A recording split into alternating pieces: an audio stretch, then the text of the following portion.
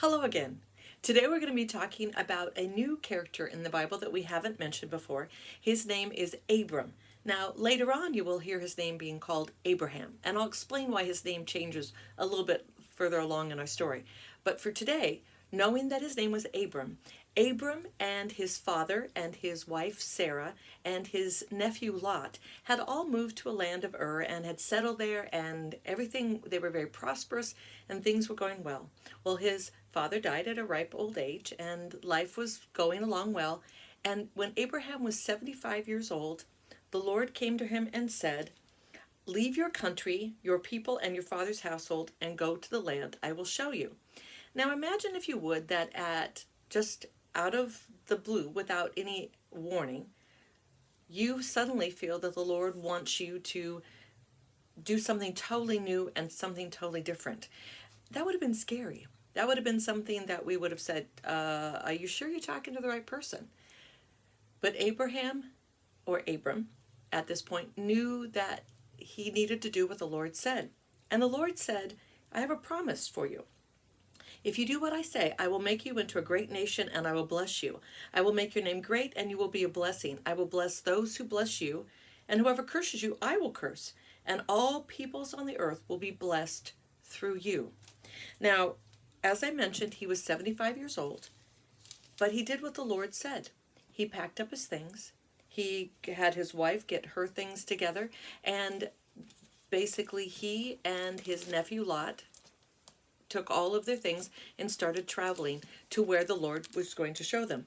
Now, he talked about the fact that he was going to bless him. And one of the ways that the Lord blesses people at that, especially at that time, was by having children.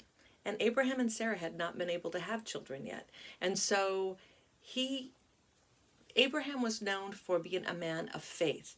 Now, in the kit that I gave you with your craft today, I'm going to talk about that a little bit earlier than I usually do. You're going to find that there is a cross, and then there are some stickers to put on the cross. And the three words that you might have found in your kit are either trust or faith or love. And those are three qualities that we know that Abram had: that he trusted in the Lord, they had faith that the Lord would do what he needed him to do, and that he loved God, and to the point where he was willing to give up his life and what he was doing to make that work. Now, this is a little bit of an interesting kind of a thing, because I gave you a cross, and I gave you a cross on purpose. The reason I gave you that cross was because it says that everyone will be blessed, that it says, and all peoples on the earth will be blessed through you. Now, in the New Testament, when we talk about Jesus, we can trace Jesus right back to Abraham. We can trace him back through that. And we know that Jesus was Abraham, like a child of Abraham many, many generations later. Now, at the time God made this promise, Sarah and Abraham hadn't had any children. But Abraham trusted in God and followed him even when it was difficult. Now, here's the second thing I want to make a connection. A lot of times people don't make connections between the Old Testament and the New Testament, but they're all over the place. And here's another one. He also said, "I need you to come and follow me."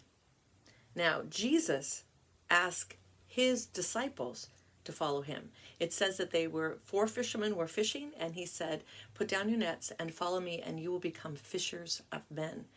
Guys, sometimes we need to trust, and we need to have faith, and we need to have love in God just like Abraham did.